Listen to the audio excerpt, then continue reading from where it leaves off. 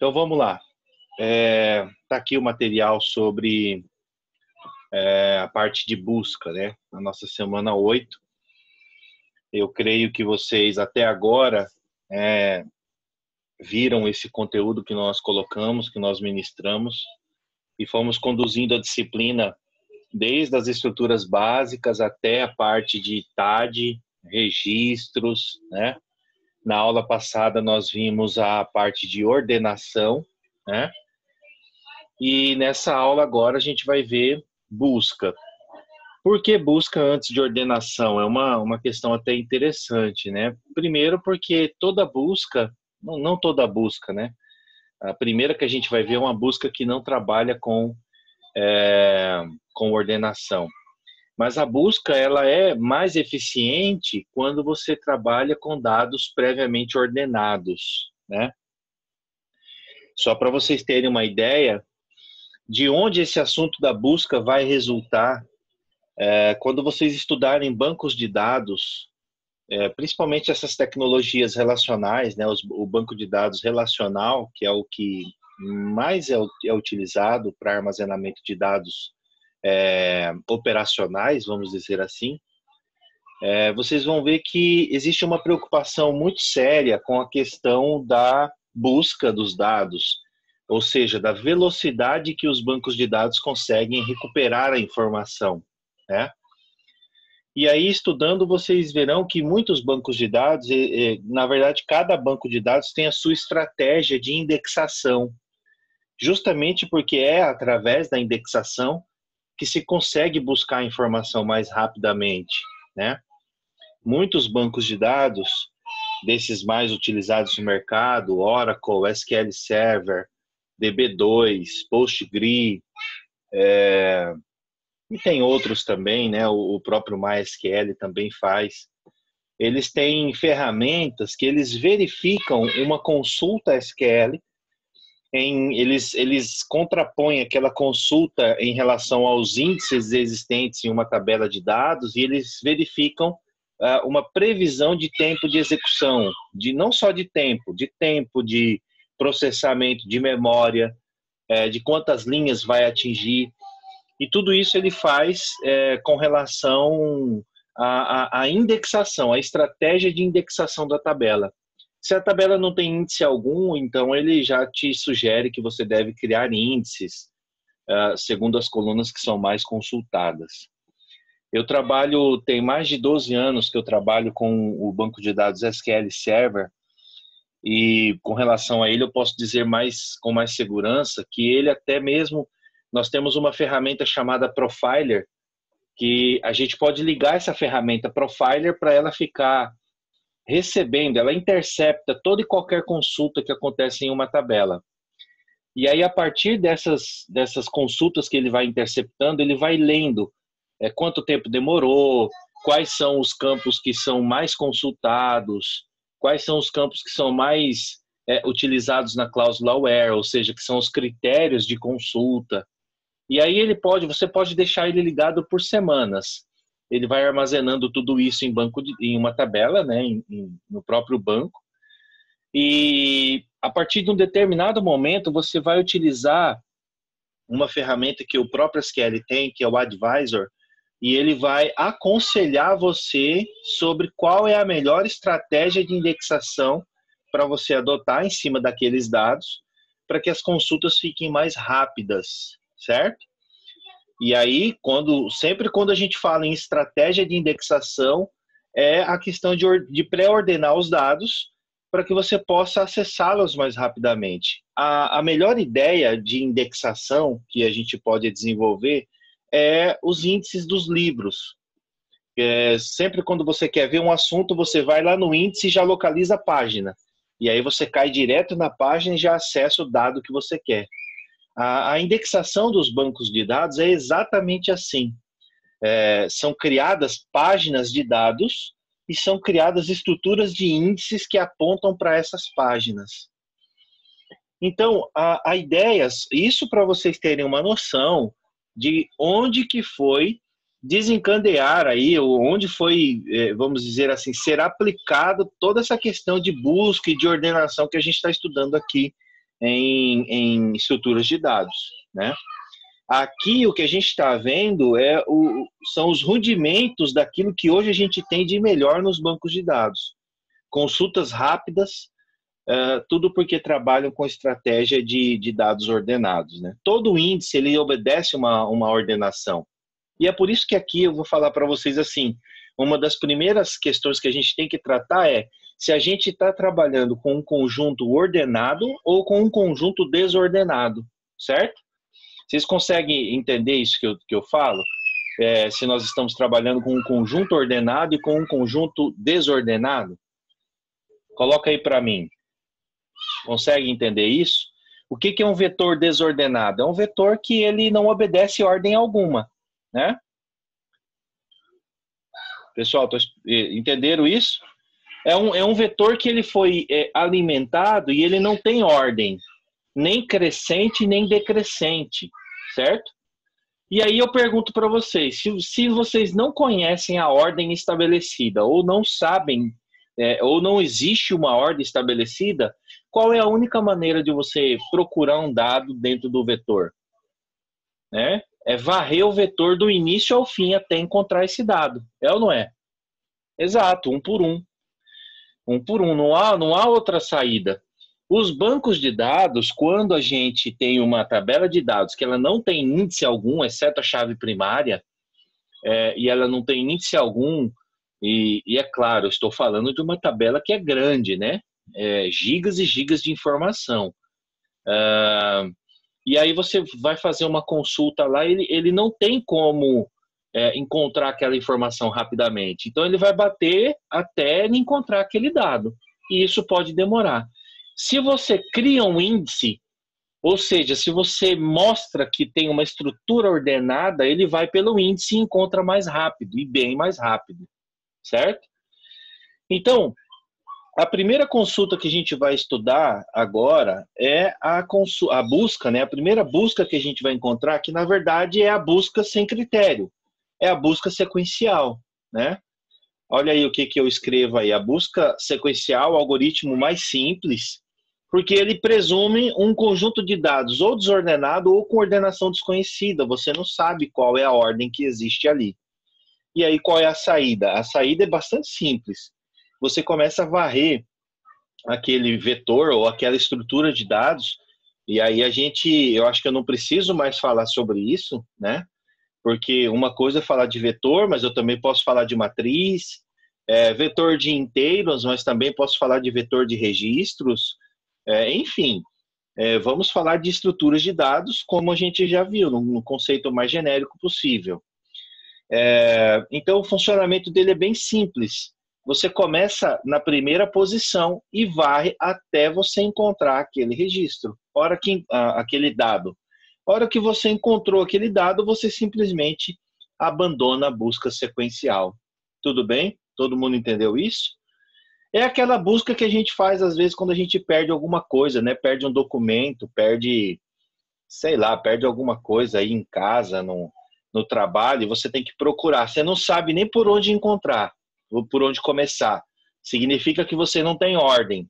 Você não conhece uma ordem estabelecida. Aí você começa um por um até você achar aquilo que você procura, né? A busca sequencial, um dia eu vi um professor comentando, ela também pode ser chamada de busca cega, ou seja, é a busca sem critério. Busca cega é uma busca sem critério, ele sai procurando em qualquer lugar, de qualquer jeito, até que ele encontra aquela informação, né?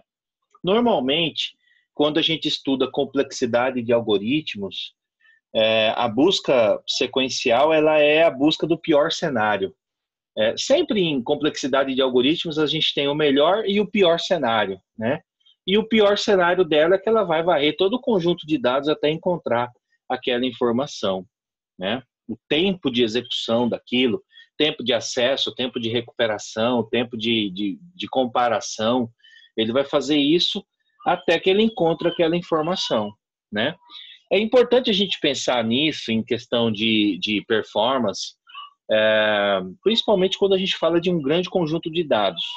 Se o conjunto de dados for pequeno, relativamente pequeno, A máquina, em muitos casos, ela puxa todo esse conjunto de dados para a memória dela, e aí, trabalhando em memória, é muito mais rápido.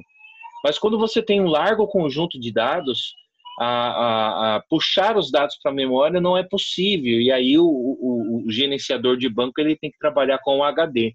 Aí a estratégia de indexação é muito importante, tá? Bom, seguindo então, a busca sequencial não suporta a existência de mais de um registro com o mesmo valor, pois ele retornaria à posição da primeira ocorrência do registro duplicado. Isso aqui é uma questão interessante. Onde a busca sequencial ela para? No primeiro que ela encontra, né? A não ser, é claro, que você trate isso no seu algoritmo, mas via de regra ele vai parar no primeiro, né? A não ser que você trate isso no algoritmo e diga assim, olha, eu quero que você encontre, percorra todo o conjunto de dados e encontre o índice ou a posição onde eu vou encontrar esse valor. Né? E aí ele pega a primeira, retorna, pega a segunda, retorna de alguma forma, ou ele faz um escreva, enfim, mas ele varre todo o conjunto. Né?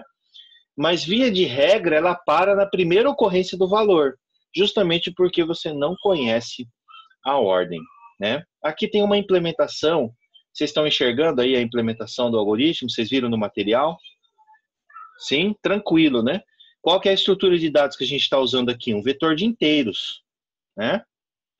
Aí eu tenho um i para eu percorrer, isso aqui já está bem batido, pode ser linha, pode ser, você pode usar qualquer nome aqui, que não fira as regras de declaração de variáveis. E aí ele vem, achou o lógico, mas é só para verificar se encontrou o dado, né? Faz o preenchimento com aleatório, isso aqui também não é mais segredo para vocês, como que fazer a carga do vetor. Entrar com o valor de busca, daqui a chave, né? Entre com o valor de busca, o usuário digita um valor, e aí vem a busca sequencial. Começo, busca zero significa não encontrado, porque nesse caso aqui no Visual G a gente começa de 1, lembra? Expliquei isso para vocês na aula de vetores. Em outras linguagens começaria de 0. Então, para ir de 1 até 10, ele vai fazer a comparação. Tá aqui, ó. Se o valor na posição i é igual à chave, posição recebe tal, né? Poderíamos utilizar aqui, aqui nesse caso, vocês podem até apontar uma questão aqui nesse algoritmo que eu escrevi. Vocês podem falar assim, professor, aqui não tem nada dizendo que ele vai parar logo após que ele encontrar aquele valor, né? Então, segundo o que está escrito aqui, se eu tiver dois valores iguais àquele que eu estou buscando, né, duas posições do vetor que tem aquele valor que eu estou buscando, muito provavelmente ele vai me retornar a última posição, certo? Porque ele vai percorrer aqui até o final. Não tem nenhum comando que diga aí para ele parar assim que ele encontre. Então, se eu quisesse fazer essa implementação, eu poderia colocar aqui, logo depois desse C, eu poderia colocar, ou dentro desse C, né? Se o vetor na posição i encontra a chave, é igual a chave, então guardo a posição e faço um interrompa, para que ele pare a estrutura de repetição, sai da estrutura e vem para cá e faz a finalização. Se eu deixar, ele vai fazer ele vai encontrar uma vez e de repente se ele encontrar outra, ele também vai armazenar aquela última posição. Todo mundo entendeu isso? Tranquilo? Escreve aí para mim, entendi. Né? Deixa eu pegar ele aqui para ver se eu consigo fazer a implementação dele. Só um minutinho. Esse algoritmo ele é o mais simples. Né? Às vezes, quando a gente está, dependendo do que você está fazendo, a melhor alternativa é fazer uma busca sequencial. Isso depende do problema que você está resolvendo, né? Não só porque talvez o seu conjunto de dados seja pequeno e tal, mas por causa, de repente, do tempo que você tem para implementar, né? Alguma coisa mais rebuscada. Deixa eu compartilhar com vocês uma outra tela. Eu vou compartilhar agora a tela do Visual G. Já estão vendo aí? Certo? Tranquilo? Olha aí, é o mesmo algoritmo que está lá, eu só coloquei em uma outra forma, né? É o mesmo algoritmo. Então, o que eu estava explicando era isso aqui, ó. Se eu quero que ele pare na primeira, então eu faço isso aqui. Vocês estão vendo? Para que logo quando encontrar, eu encontrei o valor que eu quero, guardei a posição onde ele está, então eu já faço o interrompa para ele parar de procurar e já me dá o lugar onde ele encontrou aquele valor, certo? Isso evita o quê? Evita de eu continuar procurando aquele elemento no vetor, mas isso varia de acordo com o problema, né? Pode ser que caia um problema para vocês assim. Carrega um vetor de 20 posições de inteiro, vocês já sabem fazer isso. Leia um valor do usuário e imprima todas as posições do vetor que é igual ao valor do usuário. Então, aí, nesse caso, nesse enunciado que eu acabei de citar, não teria o interrompa, certo? Você simplesmente faria a comparação e se encontrou, você faria isso aqui, ó, um escreval aqui, ó, um escreval, e colocaria assim, ó, valor encontrado na posição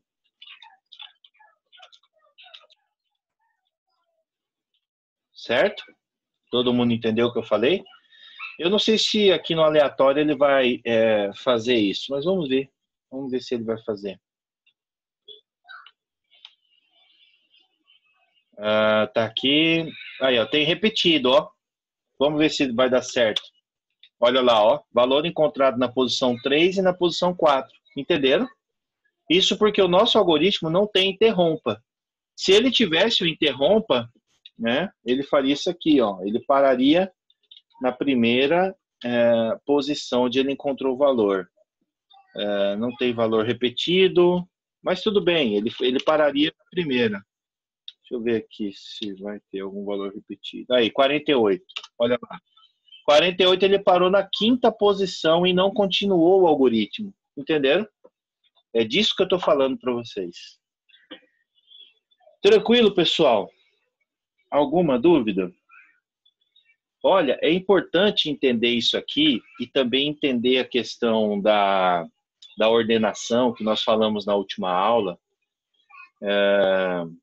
porque a atividade que já foi aberta, né, a atividade avaliativa, a última atividade avaliativa, ela vai trabalhar com isso, com ordenação. Quer ver? Deixa eu compartilhar com vocês aqui.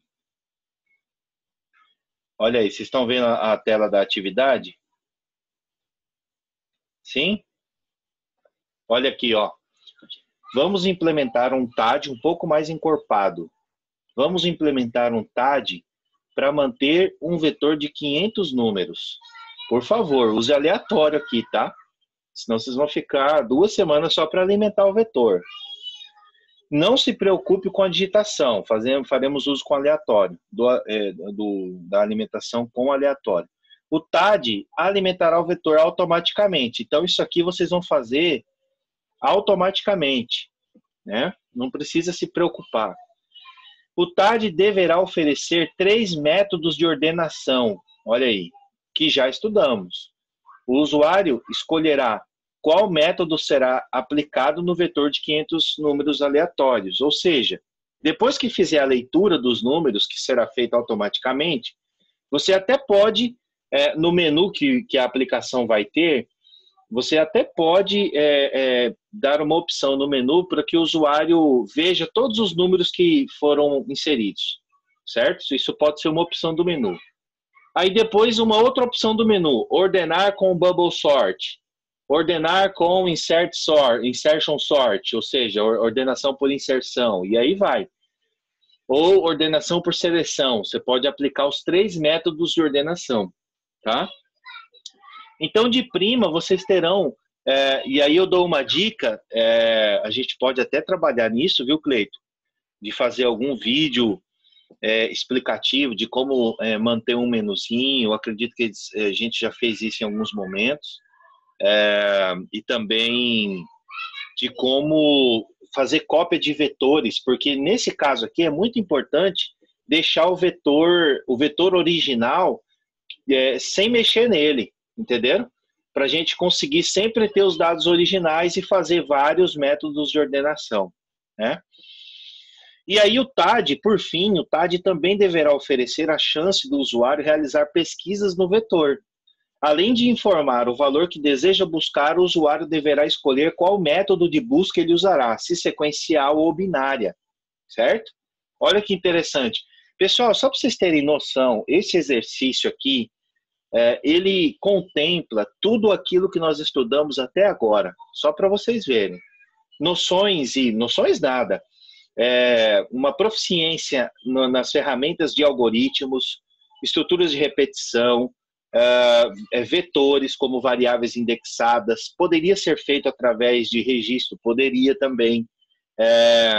Se vocês pensarem em um banco de dados, em uma tabela de informação, como se fosse uma tabela do Excel, onde a gente tem várias colunas, é possível eu ordenar todo aquele conjunto de dados segundo algumas colunas, né? Então, poderíamos utilizar um registro, ora para ordenar por nome, ora para ordenar por salário, ora para ordenar por idade, entenderam? Para ficar bem divertido. Eu até recomendo que vocês façam isso posteriormente. Mas nesse caso aqui é um vetor de inteiros, tranquilo, tá? Além de vetores de ordenação e também busca, ou seja, engloba tudo aquilo que nós já estudamos. E principalmente o conceito de TAD, né? Que é aquilo que eu falei na última aula, aquele conceito de uma unidade de programação, de uma funcionalidade que tenha os seus dados particulares, né? E que mantém e também tem seus métodos que ele pode gerenciar e por fim, né? O conceito de TAD ele é bem interessante. Então, é um exercício legal, é uma atividade legal, avaliativa, que vocês vão colocar tudo aquilo que já aprenderam de forma acumulativa, né? Fazer a entrada dos números, ordenar esses números e fazer a busca. Por que 500 números? Para que vocês sintam a diferença entre a busca sequencial e a busca binária. Entenderam? Porque se vocês tiverem uma busca sequencial com 500 números, e vocês mandarem buscar um determinado valor, pode ser que ele encontre nas 5 primeiras posições, mas pode ser que ele encontre lá no número 500, 490 e alguma coisa, entenderam? Já a busca binária, que é o que eu vou explicar daqui a pouquinho, ela tem uma estratégia de divisão. Então, ela tende a encontrar o dado mais rapidamente. Só que a busca binária, ela só tem uma performance melhor em um conjunto de dados maior, certo? É isso que eu vou explicar daqui a pouco. Entenderam a atividade? Veja que a gente tem o prazo para envio da atividade, é uma atividade legal, legal mesmo. Façam ela. Se tiver dúvida, manda para a gente, manda mensagem. O Cleiton, ele nos ajuda bastante aí na execução da disciplina, sempre tirando dúvidas, né? Dando feedbacks interessantes. Então, isso é bem legal, tá? Então tá, explicada a atividade, vamos voltar lá para o material. Deixa eu voltar aqui para o material. Não, é aqui mesmo. Então tá, fechado. Agora, e a busca binária? Olha lá. Como já vimos anteriormente, se a ordenação do conjunto é desconhecida, presume-se não ordenada, e a partir disso conclui-se pela aplicação da busca sequencial. No entanto, caso o conjunto de dados encontre-se ordenado, nós podemos aplicar um algoritmo mais eficiente. Veja, pessoal, que nós temos a busca binária, nós temos a busca sequencial, mas existem outros métodos de busca, tá? Eu fechei nesses dois, que eu acredito que para a complexidade da nossa disciplina, eu acho que é suficiente. Então tá, com uma ordem estabelecida, porque não adianta vocês quererem bater busca binária sem ordem. A busca binária, ela presume conjunto de dados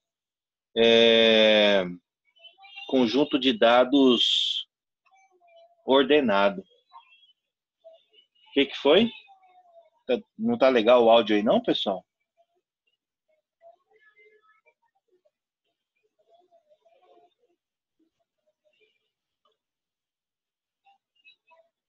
Deixa eu ver aqui. Hein? De repente é o seu que tá o seu microfone ele tem uma configuração aí que ele faz, ele reproduz aquilo que ele capta, uma coisa assim. Fica meio esquisito mesmo o som. Dá uma olhadinha aí.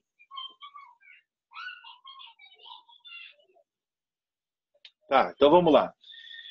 O que eu estava explicando, a busca binária, ela presume, ela exige um conjunto de dados pré-ordenado. Se não tiver ordenado, ela pode não encontrar o dado, olha que louco, ela pode não encontrar o dado ou ela pode até demorar demais, enfim, ela presume conjunto de dados ordenado. E como que ela funciona? Ela tem um funcionamento bem legal. A busca binária é semelhante àquela que usamos quando procuramos uma palavra num dicionário, né? Um exemplo bem interessante. Primeiro, nós abrimos o dicionário numa página aproximadamente no meio ali. Se tivermos sorte de encontrar a palavra nessa página, ótimo. Se não, a gente verifica essa palavra um pouco antes ou um pouco depois da página que a gente abriu, né? Muito dificilmente a gente vai página por página, porque o dicionário ele está ordenado e muito bem ordenado. Então a gente bate no meio, encontrou não, volta um pouco, encontrou não. Aí você decide se você avança um pouco ou recua um pouco, né? A busca binária ela sempre tem essa decisão, ou avança ou recua.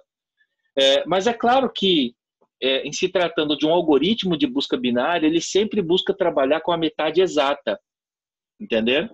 Então ele vai trabalhando ali com a metade do conjunto de dados e com poucos passos ele consegue achar o dado em um conjunto de informações bem grande, né? Só um minutinho. Então olha lá, olha esse exemplo que eu coloquei, a imagem está bem ruim, mas vamos lá. O conjunto de dados está aqui, ó, -8, -5, -1, vocês estão vendo? Está todo mundo acompanhando aí? Olha lá. -8, -5, -1, 4, 14, 20... -1 não. 1, 4, 14, 21, 23. O dado não está ordenado. Concorda comigo? Ou está ordenado? Está ordenado. -8, -5, 1, 4, 14, 21, 23. O dado está ordenado. Qual é o elemento que ele está procurando? Elemento 4, certo? É o valor 4 que ele está procurando. Então, o que acontece? Qual que é a estratégia dele? Ó, o valor a menor, ele buscar no início. Olha aqui, ele encontra a metade do conjunto de dados, certo? Aí ele pergunta, o valor que eu quero, ele é maior ou menor ao... Primeiro, na verdade, ele faz a seguinte pergunta. O valor que eu estou procurando é igual à chave que eu encontrei, ao meio que eu encontrei? Porque pode coincidir, né? Pode coincidir de ele já encontrar ali no meio do vetor, ele já encontrar o dado. Quando não coincide, aí ele pergunta, o dado é maior do que o meio ou é menor? Porque se for maior, ele vai procurar nessa outra metade. Se for menor, ele vai procurar nessa outra metade inicial. Por isso que é busca binária, porque ele sempre vai quebrando o conjunto de dados em dois. Entenderam? Depois que ele decide para qual lado ele vai, aí ele quebra de novo o conjunto de dados. Olha aí, quebrou de novo, encontrou aqui a metade. E aí ele vai fazer de novo o julgamento. O dado que eu estou procurando é o meio? Ah, não é. Ele é maior ou menor que o meio? Ah, ele é maior, então ele vem para cá. Aí ele encontra de novo a metade, certo? Obviamente que não tem como, dependendo da quantidade de elementos, a metade ela acaba sendo um dos elementos aqui no caso. E aí ele vem e encontra no quarto passo. Veja, ele encontrou no quarto passo, né? Aí alguém poderia falar assim para mim, professor, mas nesse conjunto de dados aí, se fosse busca sequencial, ele também encontraria no quarto passo. É verdade. Faria menos comparações. É verdade também. Só que se você amplia esse conjunto de dados para 500 números, 1000 números, 1 milhão de números, a tua busca, ela pode, com a busca binária, ficar muito mais veloz do que a busca sequencial, tá? Perfeito, exatamente. Ela vai facilitando a busca, vai quebrando a busca, né? Só que você tem que estar com o dado ordenado. Olha o algoritmo aqui. Deixa eu recolher um pouco. Aqui ele só faz a explicação que eu já falei. Olha o algoritmo aqui. Eu declarei um vetor de 1000 números de inteiros, variável para percorrer, né, variável do para, limite inicial, limite final, meio, chave e se achou. Carrega o vetor, ó, carregando o vetor de maneira ordenada, porque aqui nós estamos trabalhando com conjunto de dados ordenado, então, mas eu poderia carregar desordenado e aplicar um algoritmo de ordenação, que é o que vocês farão na atividade avaliativa. E aí agora eu faço a leitura da chave que eu quero procurar, estabeleço o limite inicial e final de prima, 1 em 1000, achou falso, e aí eu venho, enquanto não achou e o limite inicial menor ou igual ao limite... Opa, tá errado isso aqui, deveria ser limite final. Menor ou igual, ele com ele mesmo, não vai dar certo. Tá, vamos lá, depois eu olho isso aqui no código. Aí faça, meio recebe, presta atenção, o limite inicial 1 mais o limite final, dividido por 2. Ele acha o meio do conjunto de dados. Aí a primeira coisa que ele vai perguntar é, o vetor no meio é igual à chave? Lembra que eu falei que pode coincidir? Se não coincide, aí ele vem. O vetor no meio é menor que a chave? Se for, eu vou procurar aqui, ó. Se o vetor no meio for menor que a chave, eu movo o limite inicial para o meio mais 1. Ou seja, eu vou procurar na segunda metade maior. Né? Se o meio for maior que a chave, então eu vou trabalhar na metade menor. Aqui, ó. E eu vou ficar fazendo isso até eu encontrar o dado. Entenderam? E aí, no final, se achou, então, escreva. Deixa eu pegar aqui no Visual G o algoritmo para a gente fazer ele funcionar. Só um pouquinho.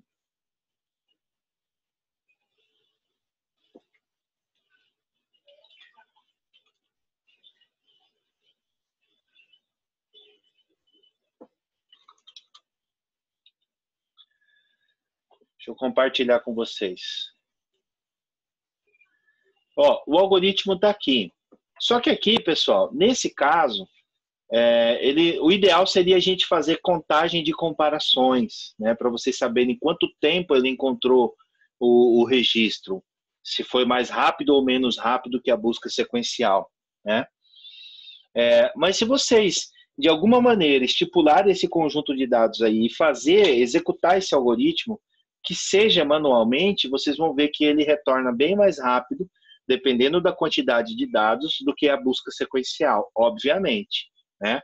Imagine vocês com 1000 registros ou 1000 números dentro de um vetor, né? Um vetor de 1000 posições. Você quer encontrar o número 800. Né? O que ele vai fazer? Primeiro ele vai achar metade. Aí ele já pega 500. Tá na posição? Não tá. Aí ele vai achar metade. Aí ele vai trabalhar na segunda metade. Ele vai trabalhar entre 500 e 1000. Aí ele quebra no meio, vai para 750, ele faz outra consulta, não tá. Aí ele vai trabalhar de 750 a 1000, ele vai pegar 250 posições, ele quebra de novo, 125. Ele vai fazer umas 4, 5 quebras até ele encontrar o dado. Se fosse na busca sequencial, ele faria pelo menos 800 comparações para encontrar o registro. Vocês entenderam? Então, sempre que você fala nessa busca binária, ela é mais performática, se você tem um grande conjunto de dados e, obviamente, se eles estiverem ordenados. Tudo bem? Alguma dúvida aqui, pessoal? Aí eu fiz uma execução. Se eu executar aqui, ó, eu até já fiz a correção, o código estava errado mesmo. Eu vou informar um valor para busca. Ele já alimentou com 1000 números, né? Mas eu vou informar que ele me retorna esse número, bem rápido, né? Eu teria como fazer algumas impressões aqui no meio para ver quantos passos ele fez, né? Quantas quebras ele fez. E eu até recomendo depois vocês fazerem isso. Vocês podem fazer assim, ó. Deixa eu terminar a execução aqui. Vocês podem fazer assim, ó. Escreval, tipo depuração, né? Eu trabalhei bastante com trigger de banco de dados e a gente não tem como depurar trigger. E aí uma das maneiras é depurar trigger com exceção, com exception. E aí, esse negócio de você colocar mensagens no meio do código para depurar é mais ou menos isso. Quer ver? A atividade é nesse estilo aqui, exatamente. Na verdade, os algoritmos de ordenação vocês não vão reescrever, e nem os de busca, é só pegar e transportar eles para dentro do algoritmo, dentro da atividade, utilizar isso em modularização, ou por procedimento ou por função, e aí usar tranquilamente. Deixa eu colocar aqui.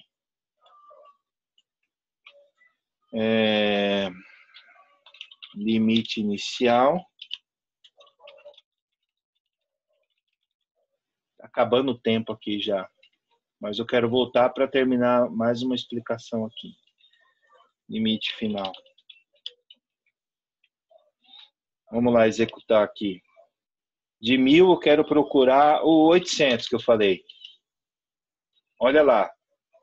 Ele, meio 500, aí ele procurou de 500 a 1000, 501 a 1000, meio 750, 751 a 1000, meio 875, inicial 751 a 874, meio 812, 751 a 812. Olha o que ele vai fazendo. Ele fez, em cada um desse conjunto aqui, ó, ele fez uma comparação. Até ele encontrar o dado. Então ele fez 1, 2, 3, 4, 5, 6, 7, 8 comparações e encontrou o número.